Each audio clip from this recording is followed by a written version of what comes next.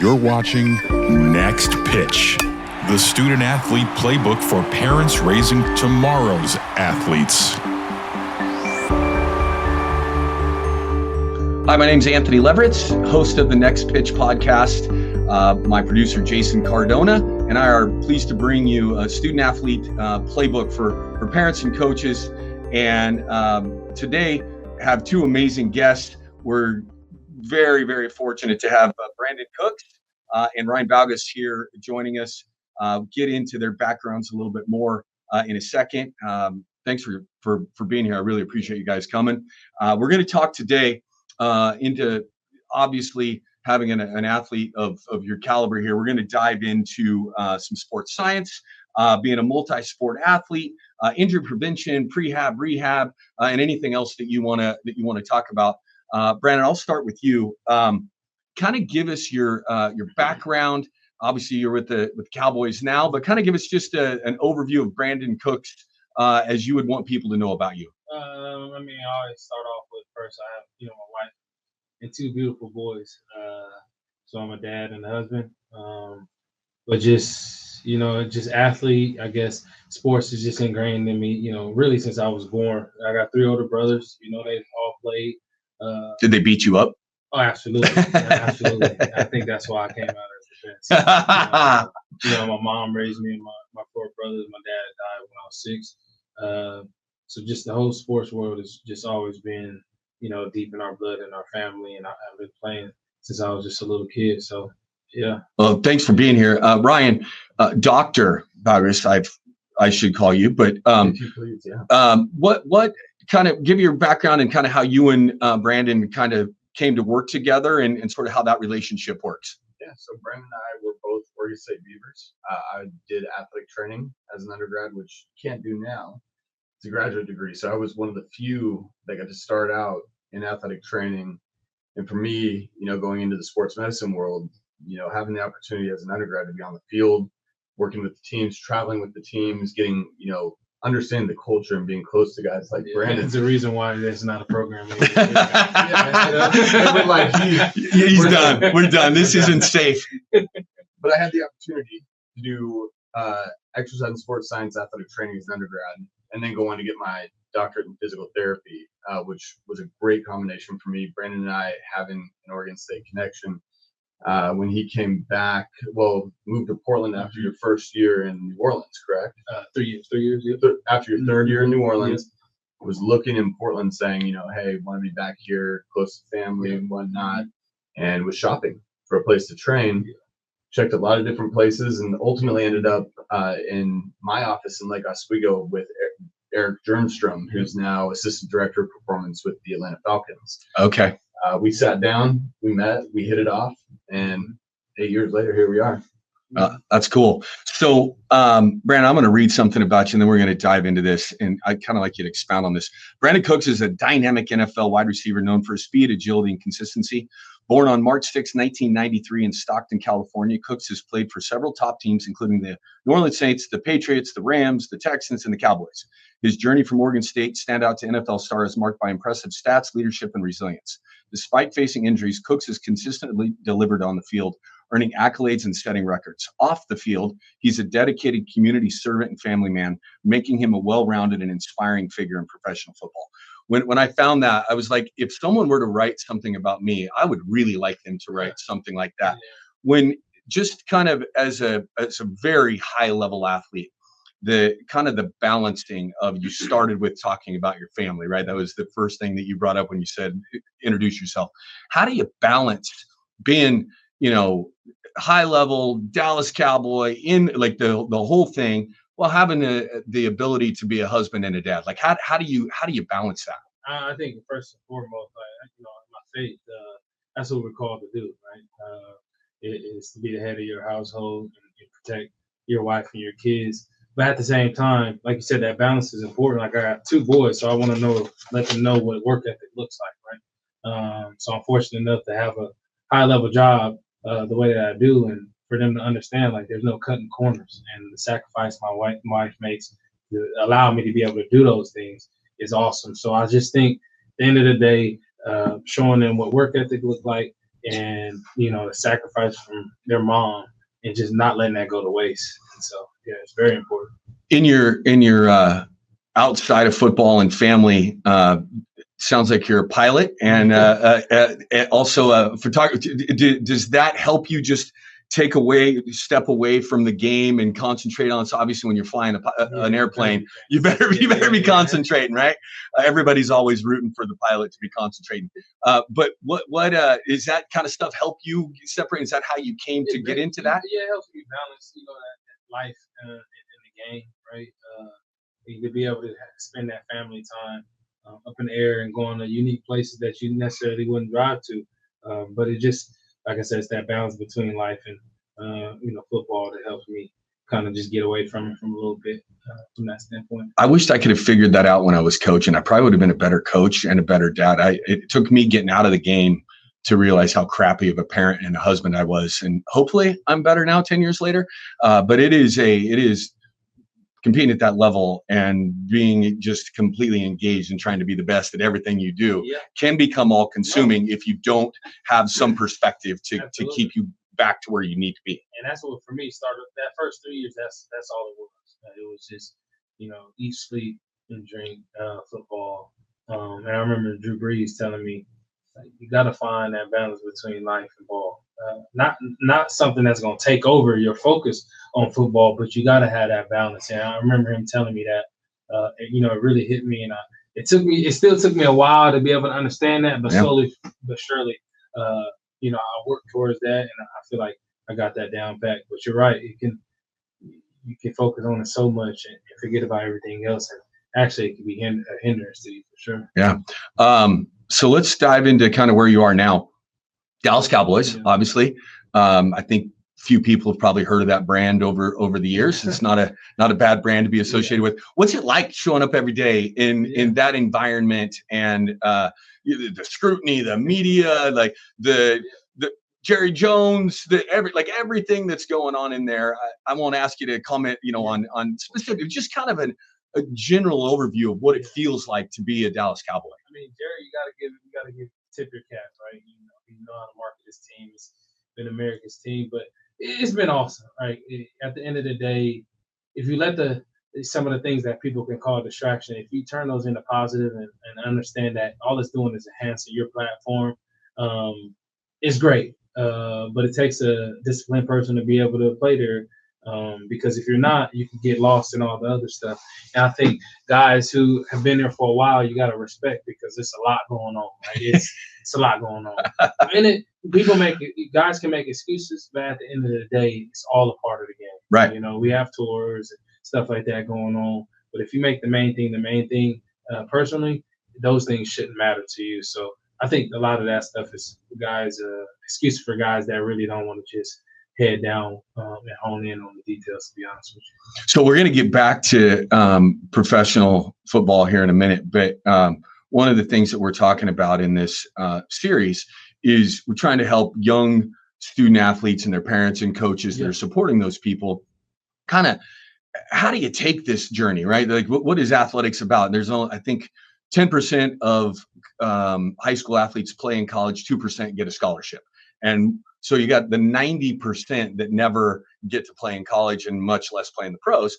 What we really want to talk about and dive into is, how do you make that experience great, right? Like, what is it for that 10 to 18-year-old that is going to have athletics to teach them sort of something about life? What does that look like? And so for you played 3 sports, right? You played 3 sports in high school: football, basketball, and track. Did you play all 3 all the way through high school? No, basketball I stopped there. Your junior year, but track all the way through. And then I think you ran some track at Oregon State too, didn't you? Yeah.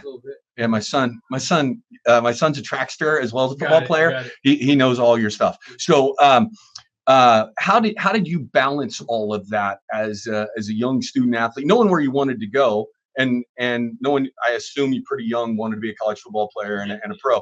How did you balance all that? Quite frankly, just to be honest with you, at least starting off early on, like, I was putting all these sports really to stay out of trouble. I grew up in Stockton, California. Love my city. Wouldn't trade it for the world, but there's a lot going on there. So my mom was smart and put me in a lot of sports. Now, granted, I always knew I wanted to play football and run track.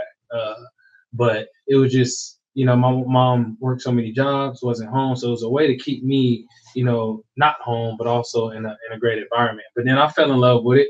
And the balance was, at the end of the day, knowing what my end goal, what I wanted that to be. I was wanting to be a football player and go to college for football. But at the same time, the things that basketball taught you was a little different than, football. Same thing with track. Track is mano a mano. There's no help. There's no excuse. It's you against everybody else. So that nervous feeling that, you go into meets, that helped me, with football, because I knew I always had my teammates, same thing with basketball.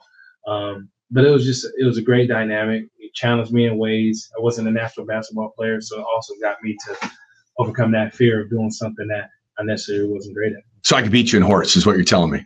Probably. No, you can shoot it. Yeah. So you said something I think is really important, and I want to kind of get into that. The kind of the diversity of thought that it takes to play different sports, and how important that is. And I talk to my son all the time about he plays football, basketball, and runs track in the 8th grade. And in football, he thinks he's going to play professional football someday, like every 14-year-old kid does. But he gets a timeout every 40 seconds in between every play. In basketball, you've got that. Move on to the next play immediately, or you're going to get dunked on at the other end. Right. And in track, like you just said, you have that one-on-one, got to get myself ready. It's all about me and my performance right here.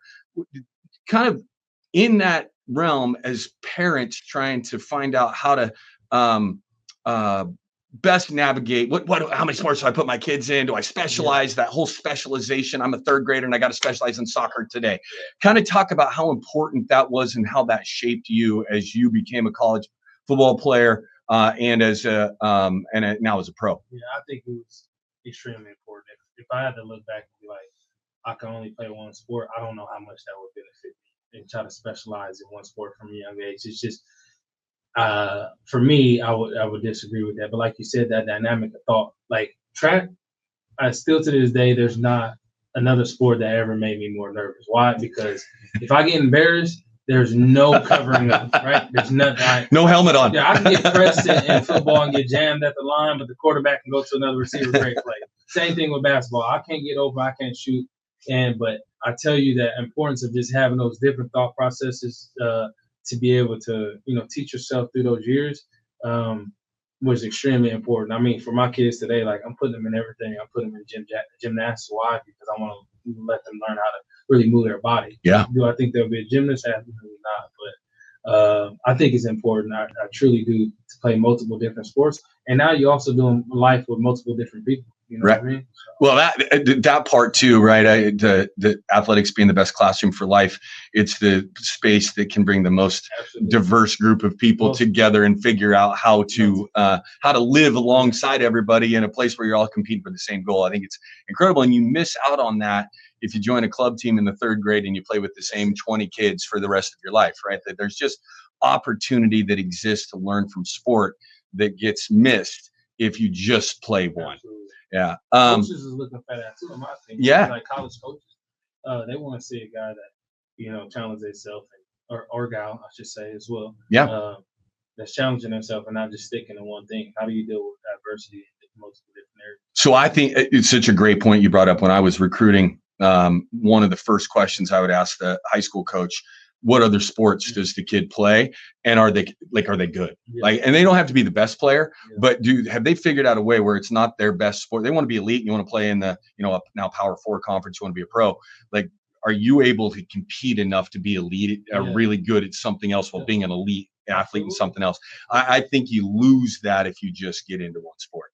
All right, let's dive into you guys' relationship quickly, and then we'll take a break and come back and get really into the meat of what we want to talk about today. Sports science, physical therapy, prehab, rehab. What did how did you guys start this process? Like, what was the guy comes in high level, obviously already taking a look at his body and kind of what was, I hate to say what was wrong with it because that's not right, but where were the issues where you could get better, right? Like, where were the things that you could improve on? How did you guys develop and build that relationship? I think one of most interesting conversations we had early on was we had you up on the treatment table, and we looking at like hip mobility, let's say. We're kind of like, okay, your hip mobility is different than you would expect to see in a textbook, right? There's a nudge to jump at fixing something, right? We're like, we're going to look at this as, hey, maybe this difference that you have is actually just as likely to be one of the reasons that underlines why you're able to do some things that other people aren't able to do. So I would say one of the biggest things is, having an open mind when you're approaching a high level athlete's body and say, look, maybe not everything is a dysfunction, right? Maybe this is actually something that's, a sport specific adaptation that's driving outcomes in terms of performance. And that was an early conversation we had. And then, like he said, the fixing just, this you can't fix anything. Like, what is balance, right? Like, this is the human body, and to be able to understand that early on and be educated, from Ryan, that was extremely important for me, because early on you would think, well, man, these degrees is off. Let's fix it. Let's get it back to the same as the left side or the right side. But in reality, that's never going to happen. And in fact, you could probably you're hurting yourself because your anatomy wants to be in a certain position. So that was awesome. We had some trial and error in a good way. I see the smile on your face. No, but we it's just been awesome to grow 11 years together, right? We weren't doing anything wrong, but we were just honing in on that target, honing in on that bullseye that we always talk about. So it's been very fun. It really has. I feel like he's educated me so much, like I can go out there and create a program. I'd agree with that. I think that's a testament to Ryan and just his education throughout the process. And not just do this, he always give me the why around it. And still to this day, like even when I think I know what's wrong, he'll still give me the why around it. I think that's extremely important to know as an athlete. You gotta tell me though that there's times where you hated him at some point in time, right? I've seen we live in the same town, so I'm not going to say where, but I've seen you at the high school that you work out in the mornings, like at 6:30 in the morning, lathered up like you look like a thoroughbred that just got done with a workout. You got to hate him when you're in the middle of that process, right? Love him and hate him. Do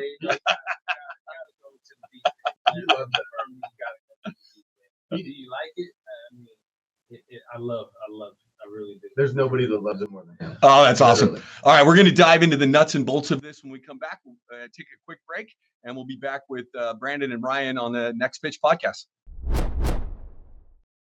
Welcome back to the Next Pitch podcast. I am joined today by Brandin Cooks and Ryan Baugus, and we're talking about all sorts of things, but the kind of the meat of what we want to talk about today is sort of sports science, introduction. How do people work together? What's the importance of it? What is it like to be, prevent injury? And then once, God forbid, one of those things happen, what's it like to come back from one? How do you change your mindset? What is a trainer, PT person that is working with somebody? How do you approach that? So over the course of your career, Brandin, how many times have you had like real, I know your body hurts every day when you're playing, but like real injury that's kept you out of being able to perform on Sundays? Honestly, thankfully, not many to the average. I had my thumb my rookie year as, freak accident. And I think about, I've had some concussions, and then my knee. Other than that, I think, those are really the reasons that I've lost games. That's pretty remarkable over the course of the time you've played. So you guys get together 8 years ago, you said? 9 years ago? About 9 years ago now. Okay, 9 years ago. And found out that he has some things that you don't want to fix. We covered that. But as you're in off season now, right? So what is kind of the collaboration and the thought process now of season's over, we've got X number of weeks and months to get your body ready to, first of all, recover, and then second, to get ready for the next season. What's kind of that collaboration and conversation between the two of you before you get started with what comes next? Yeah, it's a great question. Thank you. You're the man, Anthony. Could you say that again? Oh yeah, I don't hear that very often. Yeah, so we definitely want the first step is for Brandon to take some time off. Yeah. And I will tell you, that's a bit of a struggle because Brandon wants to grind like he really does. So it's one of it's something I really think it's important that we talk about this. Some of the best players I ever coached did not want to rest. And you can't ever, and you can speak to this, but in my judgment, having coached basketball for a long time, you can't ever get to that next level of being better again if you don't take that time for your body and your brain to restore itself before you begin stacking on top of where you got to the year before. If you could talk about the importance of that, I think that's a critical conversation for people to hear from experts like you, that it is a part of getting better is taking time away. It sounds counterintuitive to young people, but I'd love to hear you talk more about that.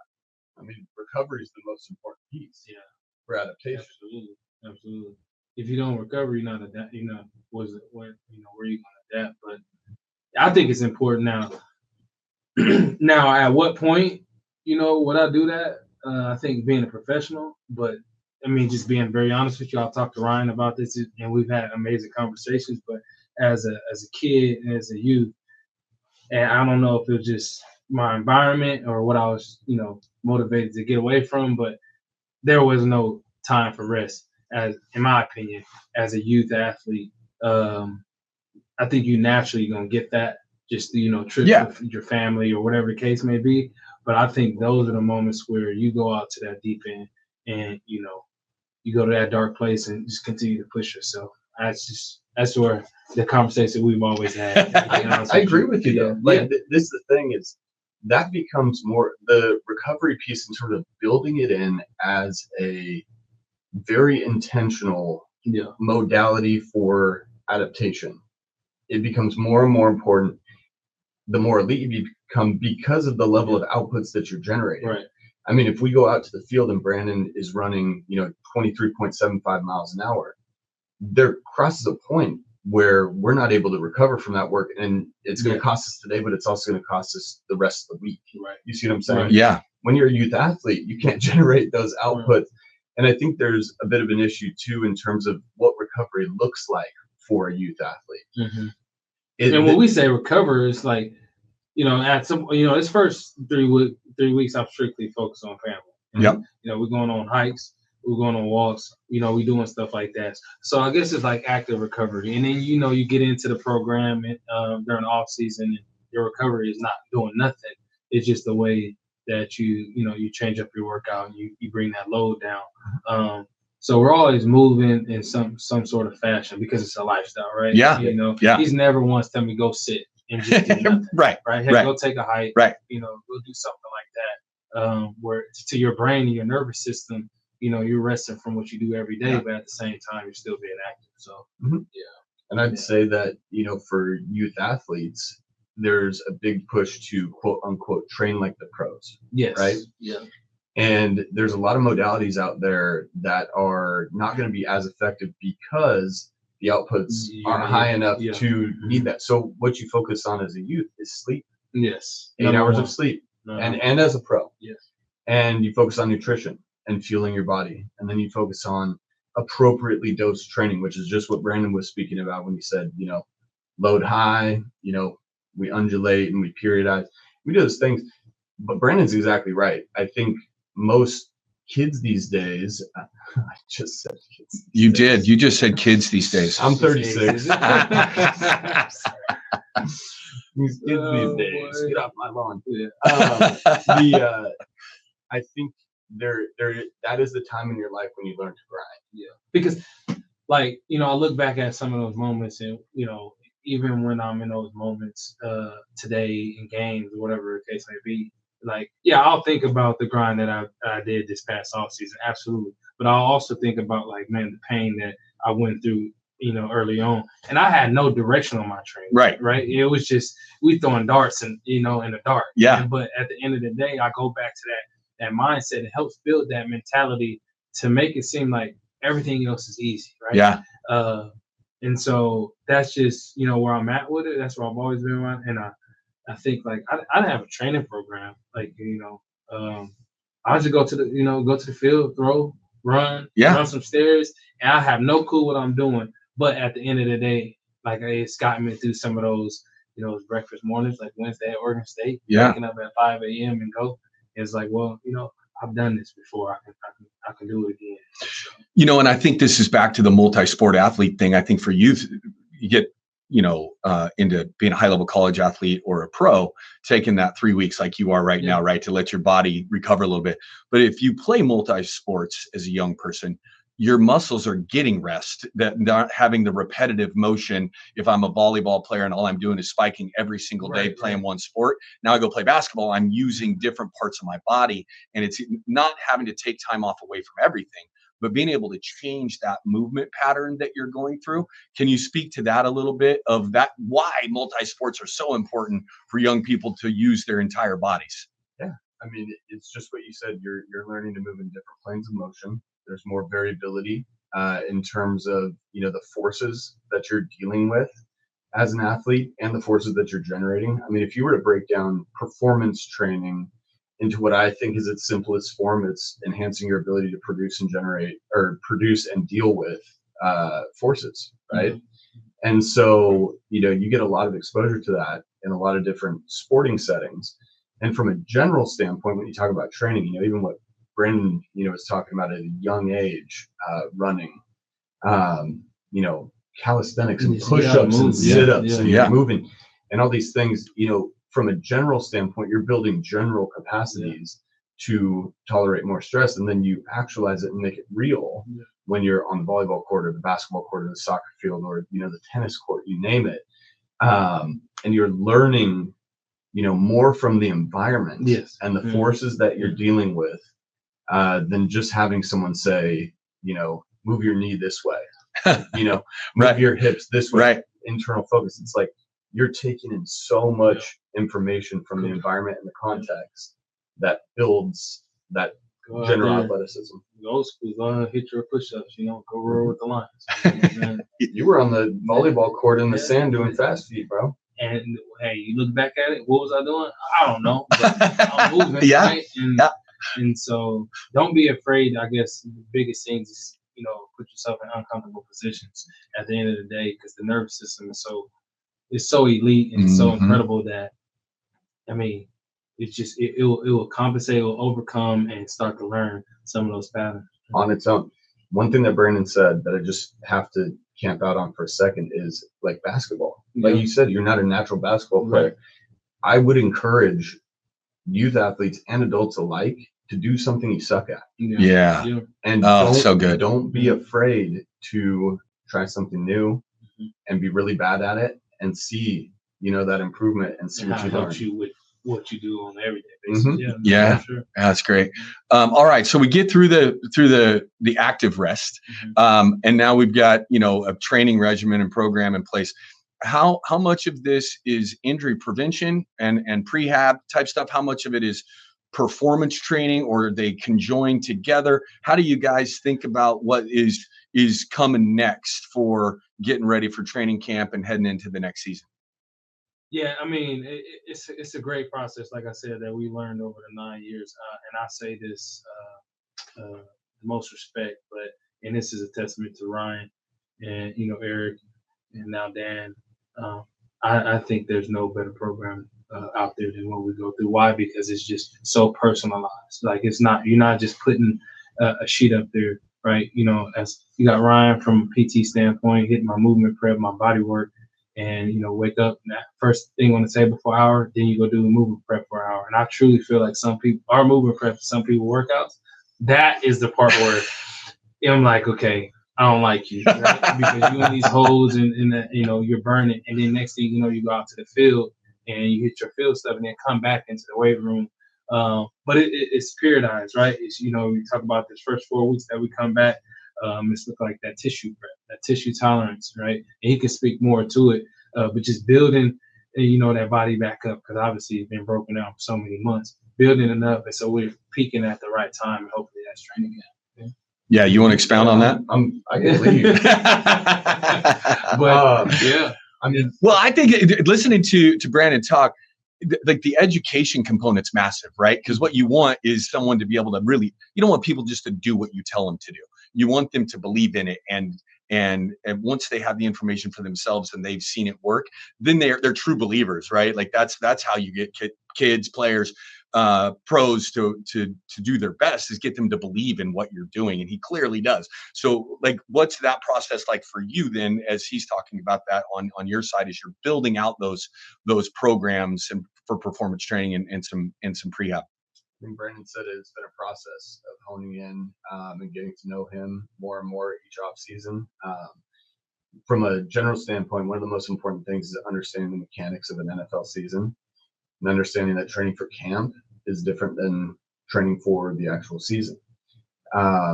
Reverse engineering, and with some of the technology that's available nowadays, with GPS data and that sort of thing, depending on what the standpoint of the organization is and whatnot, being able to reverse engineer the yardage, for example, that Brandon will be running in camp. And so we reverse engineer the training. That's awesome. To prepare him. When did that come about? We do, that's what we do. That's awesome. I mean, it's great from that standpoint, because then as the athlete, that gives me the confidence, like what we're doing in the yardage and the outputs that I'm getting during the week. I know that I'm gonna be prepared for training camp, because more than likely we're doing that much more percent than what we do in training camp. So, I mean, I stress more about training camp than I do about the season. To be honest, like it's a lot of work. It's a lot of time on your feet. Welcome back to the Next Pitch podcast. I'm your host, Anthony Leveritz. I'm here with Brandin Cooks and Ryan Baugus, and been talking about sports sciences related to your body, multi-sport athletes, being an elite athlete. Brandin, obviously, you have an unbelievable background to be able to talk to about this, along with Ryan here. But I really want to know, first of all, you play a game on Sunday, right? We've gotten through training camp. We're ready to go. We start playing games, and you play a game on Sunday, and I assume you wake up on Monday morning and the body doesn't feel perfect. What's that process like from Monday through kickoff again, either on Thursday night, Sunday night, or Sunday afternoon, or Monday? Maybe not Thursday. I don't know if you can get ready by then, can you? You'll have to tell me. But kind of what is that like for you in your performance training, getting your body back to ready? Like what goes into that? What's sort of that schedule like? Yeah, I mean, it's a big picture thought process, right? It's from the standpoint of, okay, almost like when we talk about reverse engineering. Okay, how do I get ready for the next Sunday? And for me, I wake up on Monday, honestly, still with a lot of adrenaline, and so the body's relatively feeling pretty good still. And so that's why I get my heavy lift, and kind of, I think of it from the standpoint of like flushing the legs. So that's why I hit my legs that day, full body, but really focusing on the squat, hit some striders, get in the pool, move around a little bit, flush the body. And then Tuesday is where I feel like I see my body get hit the most. And Tuesday is just straight, I'm on the table. I'll get my needles, get my massage, my body work. And that's the day where I'm pretty much off my feet. And on Wednesday, we got to go back to practice. Wednesday come, hit my total body in the morning, go to meetings, let the body kind of be primed for that Wednesday practice, hit Wednesday practice. And then I'm back, I'm either getting in the pool, running around in the pool, relieve the joints, getting some type of body work. Sometimes I let Wednesday just be itself and not touch the body, just so I can let the body, kind of respond the way that it wants to. And then Thursday is what we call track meet, and that's our huge practice day. Thursday, we try to mimic the game day from a yardage and output wise. So I'm making sure I'm trying to hit my top speed on that Thursday, and just really getting after it on that Thursday practice to be able to open up the lungs and just kind of feel what I think game day is going to look like. Friday, bring it back down. That's more so like a walkthrough. Mock game is what we call it. And I'm doing a ton of body work on that day, and I'm doing needles again. I'm doing massage, and all those days, I'm usually getting hyperbaric chamber three days out of the week, and I'm usually trying to do that on my high intensity days, which is going to be like Monday, Thursday, and then I'll hit it Friday. Saturday comes, we have what's called like a launch practice. just kind of prime the body a little bit, move around. If it's home, then that's when we're hitting a bunch of body work, like probably like 4 or 5 hours, but we break it up. Come home, get like 2 hours, take a break, eat, hang out and whatnot, and then hit another 2 hours. Go to the hotel, wake up, and go dominate. But Oh, I love it. yeah. So that sounds like, for all those people who are aspiring to be an athlete, right, to be a pro, it sounds like a full-time job. And what everybody sees is the 3 hours on Sunday, right? What time do you start in the morning? Like, what's a typical game week like, from film, meetings, practice, taking care of your body, the whole thing that goes into doing your job. What's a day time that you start, and what time do you finish? Yeah, I'm up around that 6 a.m. 6:01 a.m. More specific, and then meetings start about 8, and then you're there until about, realistically, you're there until like 5 something. That's a mixture of practice, meetings, walkthroughs. But you're right, it's a full-time job. Like, you get little mini breaks in there, but for the most part, you're looking at that screen. You're walking through and you're practicing or you're working out. And I love the process. Yeah. But you're right. People see Sunday and, this, Yeah. this is good. This Yeah. this is easy. Yeah. But it's far from easy. And it's a lot that goes into it. You fall asleep, you're getting fined. So Yeah. it's not like you're just hanging out, just having fun. I assume then your coaches, for those who want to be coaches someday, Yeah. People, when I was coaching basketball, thought my family just thought I'd go to the gym and hang out with Mhm. basketball players and play horse all day long, right? And we're like, no, it's like 16, 18 hours a day. Like, it's like Especially for y'all it's y'all schedule works. for anybody who wants to get involved in this. This is a commitment. It is a lifestyle. This is it's not just what you do, it's who you are, and you get connected to that. So during the season, obviously, Ryan, you're here, and Brandon's in Dallas or wherever you travel to. Do you guys communicate? Because obviously you have the staff at Dallas. I'm sure they do a fantastic job. They're world-class trainers. But do you guys communicate as well during the season about where you are and kind of how to go about knowing his body the way you do, the way his brain works, where he's at? Do you guys communicate during the year on that stuff? So a lot of people don't know this. Past 8 years, I've been pretty much every home game, playoff, and Super Bowl with Brandon, Friday through Monday. Yeah. So yes, you communicate. Yeah. When he comes, he's flying in from Yeah. Brandon takes that really seriously. Yeah. He's flying me in, taking care of me the whole thing. Took a little step back from that piece this year, just with 3 kids, and life is crazy in that way. But yeah, no, it's been a very regimented thing that we've done. And we could tell, hilarious stories from the places that we've done body work in hotel rooms, on, coffee tables. We didn't have a table early. We didn't have a table. Like that. But yeah, we're always communicating. Yeah. Because he's communicating, Ryan, like I said, home games Friday through Monday. And then, I got a few other people on my team, like, my dry needle guy, massage therapist. So we're always all communicating. So I'm getting some type of care pretty much Monday through Sunday, but he's the one mainly, heading that program on, what he's looking for. But yeah, no, it's awesome. I take it serious. I invest in my body. Sure, that's my investment. That's what I spend my money on. Is my body, because I know as long as I take care of it, it's gonna take care of me, and the returns become great.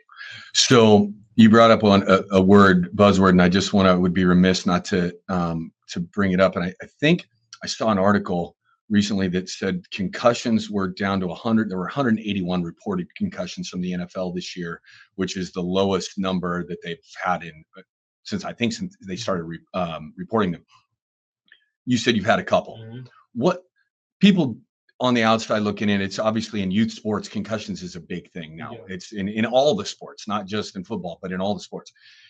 What is that recovery like for a concussion, and how seriously should a family be taking that? Oh, he's just got a headache, or oh, she's just got a headache, or oh, she's just lightheaded, she'll be fine. How seriously should that concussion thing be taken care of as an athlete is trying to come back to sport? Yeah, I think it should be, taken serious. For me, I was fortunate enough. I flew around the country. Ryan and I got connected with a group that had to do with like brain training. I took it very serious, and blessed, I think, it's been going a little over 6 years from having one. And so for me, I think it's important to find out what works for you, but don't just, brush it to the side like, oh, it'd be fine, especially young, Yeah. at such a young age, like Yeah. their brain still developing in that aspect. But I would say take it serious. But for me, also not to live in fear either. Right. Right. We doing what we love to do. Life is life, right? Yeah. And so don't have that mindset to live in fear either, and just always be worried about it, because that alone right there can create one. Yeah. Naturally. This is the first time I've gotten to meet you, but I can tell I would have loved to coach you. Like just your energy and the way you talk, and how like the mindset that you bring. I really hope a lot of people listen to this, and I mean, it's hard to change your approach based on a podcast, but provide some inspiration. Like this has been pretty powerful. Your conversation today. I'm really glad that you came. We're gonna do two things and end this. When I was coaching, I made my players build themselves a crystal ball for the future. Okay, make them figure out where they wanted to be 5 years and then 10 years down the road, and what so they could do a job that they love to do. In this, I want to talk about a reverse crystal ball. You're a 30-something-year-old Brandin Cooks playing for the Dallas Cowboys, but from Stockton, 10-year-old boy, 11-year-old boy. If you could go back and tell that young Brandin, what's the most important thing you could tell him today to help you get where you want to go, what would that be? Oh man, honestly, I wouldn't. I don't know. It's the best advice, but honestly, nothing. I love the trials. I love the mistakes. I think it made me who I am today. Yeah, I've been so blessed. I truthfully, like, I just look back and like God's grace. It's just really been poured out on me. And I'm thankful for, like I said, all the mishaps and the mistakes. Not one part of this process has ever been perfect. And I looked at it. People say, I remember a teacher. I remember vividly, like my one of my teachers. I was a freshman, and she goes, "Well, what if you don't make it?" And they probably should ask that. And I remember telling them, like, I'm going to make it. And I had no clue, but I really, in my brain, was like, I'm going to make it. And I remember giving me this analogy, like, okay, you go out there and see that piece of grass, pick one piece of grass and look at the rest. That's how many people make it out of it. And I'm like, I understand it, but I'm going to make it. So, like I said, I don't know if everyone should take this advice, but this is an honest podcast. Like, I didn't have a plan B. Yeah. I really didn't. I Because love in it. my mind, and I truly mean that, because in my mind, I never wanted plan B to distract me from plan A one bit. And if plan A didn't work, I knew I would be fine, but I didn't know what it would be. But I never was like, man, okay, if football don't work, then make sure you had his backup plan.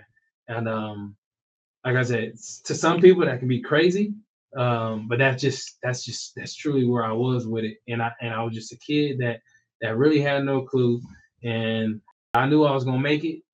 And if I didn't, we'll figure something else out. But I just never wanted plan B to take away from plan A. Like, people ask me today, like, well, what do you want to do after football?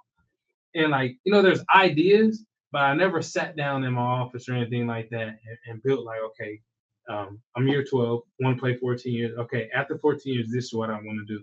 I've never done that, because then I feel like that can start to get your mind in the place of like, when there's tough moments, it might be easier to quit. So I never want to put that in my brain. And that's just truly where I've been at. And blessed, it's worked out great. But I really wouldn't tell myself to change anything, because the mistakes is, I feel like, part of the reason why I'm here today. Well, that's what you would tell yourself. Don't change anything. Yeah. All right. A little lighter note here. You are a dad, so these are going to become more important to you as you get older. I'm a huge dad joke guy, so you got to tell me your best dad joke. can be anything you want to tell, but I want to end with the dad joke today. I asked my son the other day, like, what is a praying mantis' favorite thing to do? What is a praying mantis' favorite thing to do? Pray.